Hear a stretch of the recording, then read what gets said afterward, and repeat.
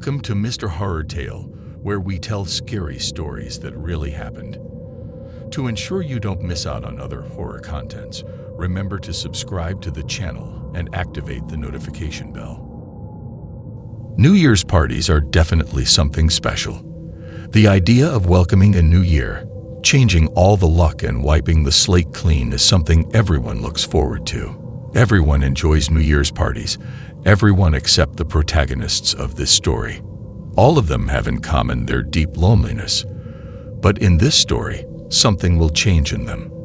They may at first think they are going to spend New Year's Eve undisturbed, but they will all realize that none of them is alone. Story 1. Hey, my name is Robert. I guess around this time of year, everyone's about to celebrate New Year's, right? I'm sorry I'm not as excited as you are, but New Year's awakens the worst nightmare of my life. A nightmare that I lived awake. I still remember that moment like it was yesterday. It was cold. A cold that got into your bones and stayed there.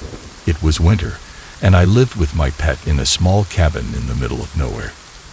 The snow covered everything, like a white blanket that hid the secrets of the forest. But there was something else in the air, something I couldn't see but felt lurking in the shadows. One night, as I sat by the fireplace, I heard a noise outside. A soft sound, which quietly could have been some snow, but just in case, I decided to investigate. I got up and looked out the window, but saw nothing. I was struck by the attitude of Ace, my dog. He always wakes up at the slightest noise, but this time, he was on top of my bed, far from the window and scared. Outside the window, there was only darkness and slowly falling snowflakes. I shook my head, convincing myself that it was my imagination playing tricks on me. The following nights were worse.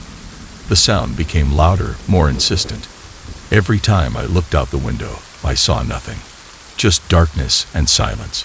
I began to feel a pressure in my chest, as if something was squeezing my heart tightly. Something was wrong. What was generating those sounds? Why did they stop when I approached the window? Why did Ace seem more and more scared? I admit I was very afraid. Not afraid of the sounds themselves, but afraid that I knew that sooner or later I was going to find out what was causing them. One morning, when I woke up, I discovered footprints in the snow around my cabin.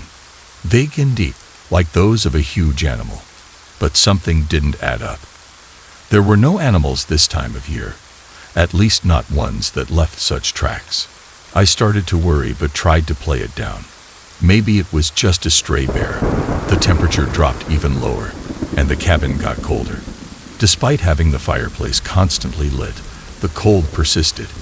I began to notice my things disappearing. A blanket, food, utensils.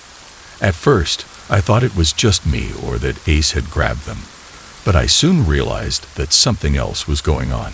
As the days went by, my anxiety and desperation to know what was going on became much greater.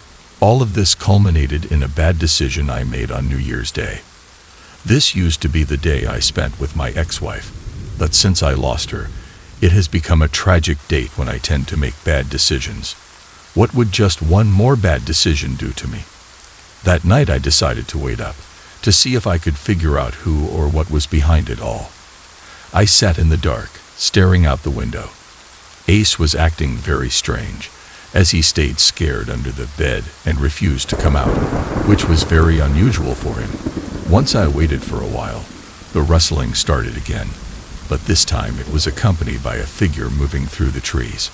I could not see it clearly, only a dark shadow that crept stealthily. The shadow was slowly approaching, and my heart was pounding. I tried to stay calm, but it was impossible. I found it hard to breathe, hard to move, hard to make a decision. I was genuinely terrified. The figure emerged from the trees, revealing its presence. It was a tall, thin creature with glowing red eyes. I froze as the figure approached the hut. Suddenly, the temperature dropped even lower, and the fireplace went out instantly. Meanwhile, the creature approached the window and began to stare at me. Suddenly, the creature raised a skeletal hand and pointed directly at me. At that moment, I felt my life flash before my eyes. This couldn't just be fear. Whatever that being was, it was doing something to me just by looking at me. The temperature in the room dropped drastically, and I could see my breath turn into small clouds of vapor. The creature, without averting its gaze, began to move towards the door of the cabin. My thoughts became chaotic as I tried to understand what this entity was and why it was here. With a chilling creak, the door slowly opened, as if the creature had control over the environment itself. The cold invaded the cabin, freezing the air and causing the faint moonlight to filter in a little at a time. The figure entered, moving very slowly. The strange being advanced through the hut, leaving in its wake a trail of icy air that seemed to freeze everything around it. My muscles tensed, and despite the cold, a layer of cold sweat covered my forehead. I watched helplessly as the entity approached, its presence seeming to suck the light and warmth from the room. Suddenly, the creature stopped and raised its skeletal hand towards the fireplace. An icy wind blew from its direction, fanning the extinguished flames with unearthly force. The flames generated no heat, and to my surprise, they were blue. The creature's eyes were still locked on mine, its gaze piercing as if it were reading my thoughts. Though it spoke no words, its presence was laden with malice and malevolence. My thoughts turned to the possibility of a confrontation, but something in his gaze warned me that confronting this being could be worse than anything I had experienced before. I began to gasp for breath. I couldn't muster the strength to run away. I couldn't fight it. And I didn't think I even had the ability to hide. Something about its presence told me that any attempt to do anything was going to be futile. All I could do was stand there, leaving my fate in the hands of this monster. Suddenly, I could see Ace jump out from under the bed and start barking at the strange being.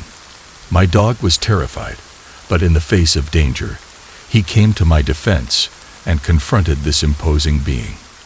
As I watched, I knew something terrible was about to happen to him, so I began to cry.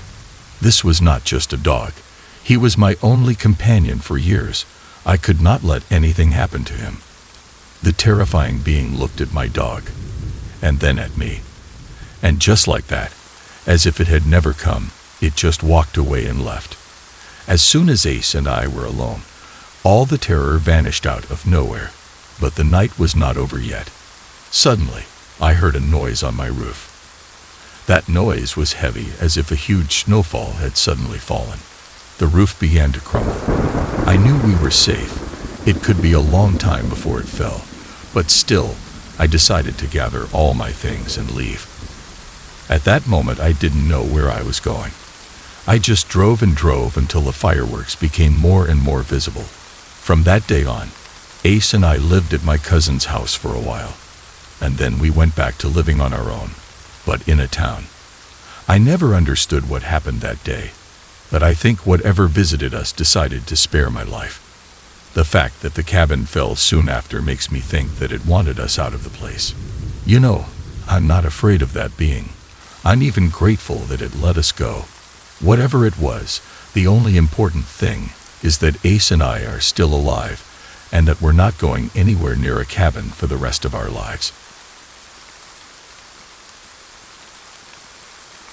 Story 2. My name is Douglas, and like almost everyone at some point in their lives, I was a victim of insecurity. It all happened on New Year's Eve, when the streets are colder, families are more distracted, and police officers are busier. That night when 3 people broke into my house to rob me, but almost ended up murdering me. I warn you that this is not a story where there will be monsters and paranormal beings, or where I will fight bravely against 3 criminals and get them arrested in the middle of the fireworks. I am a normal person, just like all of you. So listen to my story, because this is something that could happen to you too.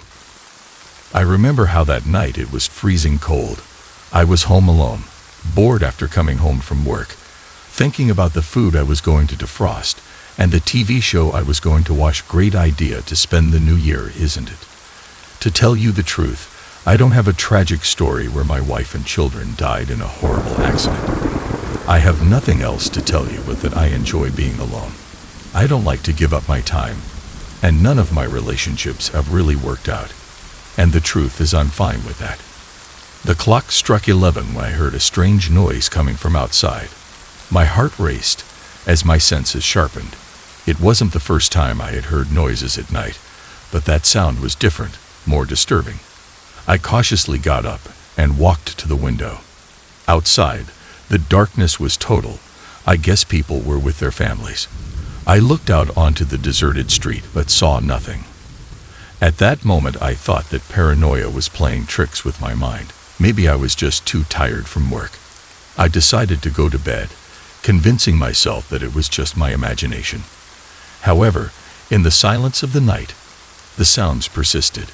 This time, I could not ignore them. Stealthy footsteps echoed in the hallway. My muscles tensed, and fear gripped me. At that moment, the door slowly opened. 3 shadows loomed in the darkness. They weren't ghosts or demons. They were real people, and I knew it instantly. From the way they were dressed and the way they walked cautiously, it was easy to tell that these were criminals.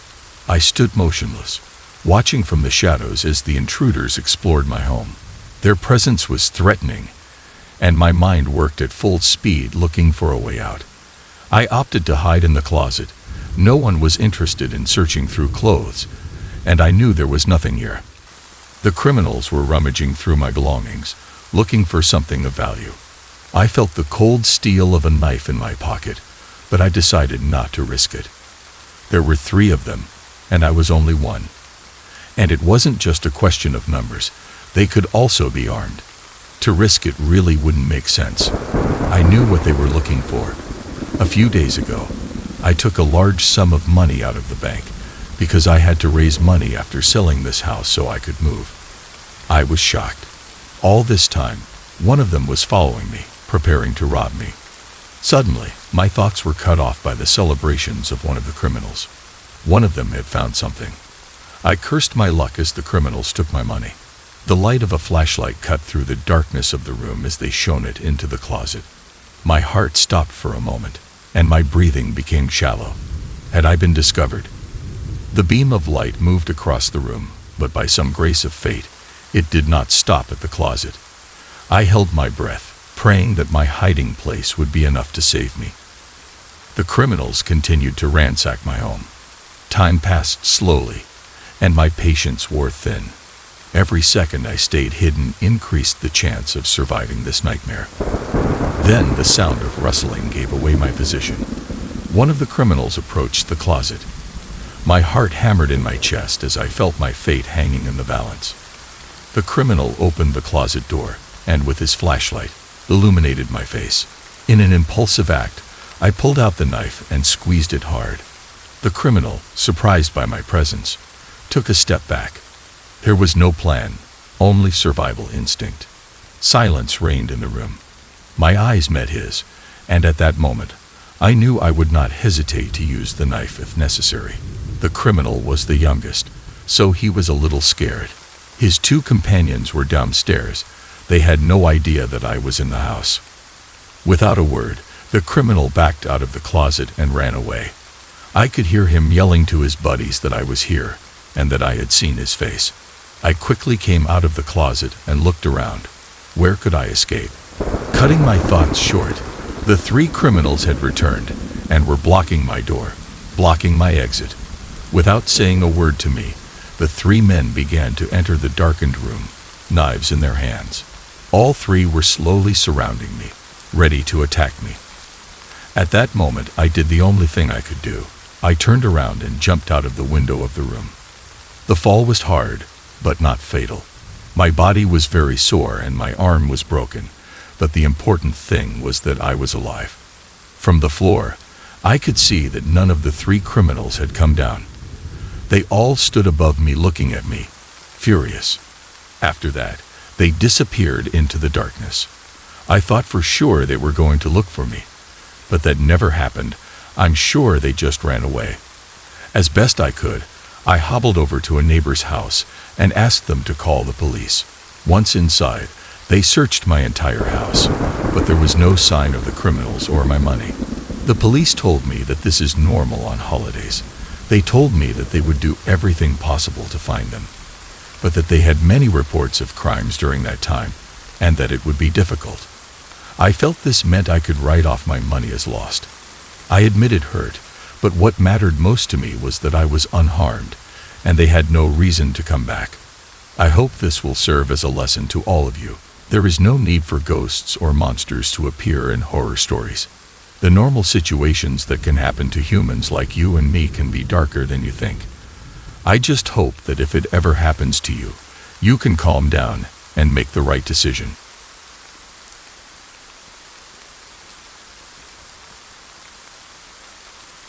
Story 3. Some of you might be surprised at the stories I have to tell about the winters I lived through in my hometown. People in the city are used to normality. Strange things happen, yes, but it is in the small towns where the strangest things happen. So strange that sometimes they escape all logic understandable by humans. My story began in the last day of the year, a story that not even my own family can believe. But if I were to go back to the town where this happened to me, it would be just another anecdote of what we lived during those weeks. It happened a few winters ago. I was in the small town I had lived in since I got married, surrounded by thick forests and snow-covered mountains. My husband had died in an accident, but I decided to stay. During that period, I worked as a nurse in the town's only hospital. Since I worked inside the hospital, I was one of the first people to know the seriousness of what was about to happen. It all started when a strange man named Victor showed up in town. His arrival coincided with the first day of the snowfall. He wore ragged clothes, and his long, unkempt hair fell over his gaunt face. He decided to take up residence in an abandoned hut on the outskirts of town, and soon rumors began to circulate about him. Where had he come from? Why had no one had so much as a chat with him? He was not seen going to the supermarket, the pharmacy, or anywhere. He was only seen in the street, walking around. Eventually, the problems in the village started. Children started disappearing without a trace. At first, we all thought they were accidents, perhaps lost in the blizzard, but things took a darker turn when we found the first body. It was a boy named Timmy. We found him in the woods. His little body was frozen, and his terrified expression was etched in my mind forever. That was the first time I saw Victor near the scene of the crime, watching silently from a distance. News of the tragedy spread through the town like a plague, spreading fear among the people. Parents kept their children at home. Everyone was suspicious of each other, and everyone was afraid to go out. No one knew what was going on, but I had an idea of what might be happening. Every time someone disappeared, Victor was present somewhere nearby. The days went by, and so did the end of the year. To tell the truth, the mood was not too festive. No one had much to celebrate, since half the town had lost their children. Anyway, they decorated the place as much as they could and planned a big New Year's Eve party. One way or another, spirits had to be lifted. I wasn't really interested in celebrating the New Year's party, so I just went home to rest. What I didn't expect was that someone was going to take advantage of the fact that everyone was out celebrating. I saw from my small hallway that the door to my room was open, and from the darkness, someone was standing there, staring at me. I don't know how to explain what I experienced at that moment. My whole body went numb, and I felt like I wanted to throw up everything I had eaten at the hospital. I started to get dizzy and felt like I was going to faint. But that was impossible since my body could not move an inch from its position. I could not see the face of the person in my room, but I knew who it was. I gathered all my energy and was able to take a few steps backward, slowly making my way towards the dining room, where the lights were on at least. As I backed up, Victor advanced with me, walking slowly at the same pace. Once I reached the dining room, I tried to run for the exit door, but the door was locked. That was impossible since I never locked the door until after I got settled in the house. I didn't know how, but I knew Victor had something to do with it. And it was at that moment that I realized I really didn't know what I was dealing with. In just an instant that I understood this, Victor launched himself at me. In desperation, I jumped towards the small oil lamp I had as an ornament. Victor just stood there, looking at me. His gaze remained the same, but his body movements showed me that he was somewhat surprised that I had not been paralyzed while he attacked me. In his confusion, I threw the lamp at him. The glass shattered, and the flammable liquid spilled out onto the floor. The fire crackled in the small space, illuminating Victor's twisted face. He showed no pain or surprise, and just stayed in his position, standing, staring at me. The fire didn't seem to affect him at all, and that terrified me even more. I escaped from the cabin and ran out into the cold night. The fire grew bigger and bigger, but none of that mattered to me. Not the fire, not my house, not my things. Nothing mattered to me. All that had been the cost of escaping that situation alive. The only thing I had at that moment was my wallet and cell phone, and that was more than enough. I called my sister and told her I needed her to come and pick me up as soon as possible. I didn't explain anything, I just told her I needed her help. At first, she thought I had had a few too many drinks at the New Year's Eve party and had gotten into trouble, but she didn't ask me any questions. She knew me well. She knew I was really scared and in danger. I ran towards the road. She knew I was going to meet her there. It was a lonely road, so I kept running. She was coming from the city, but in just a few minutes, she reached the road and found me. I was surprised by the speed at which she had arrived, but there was one thing that surprised me more than that. As I got into the car, I could see Victor standing in the road, looking at me. He had been following me and was catching up. Once I got in the car, he just turned around and walked back to town. Once I got to my sister's house, I went to sleep while the rest of the family comforted me, before returning to their New Year's Eve festivities. I settled in the city and never even thought of going back to that town. My neighbors, my friends, I never heard from them.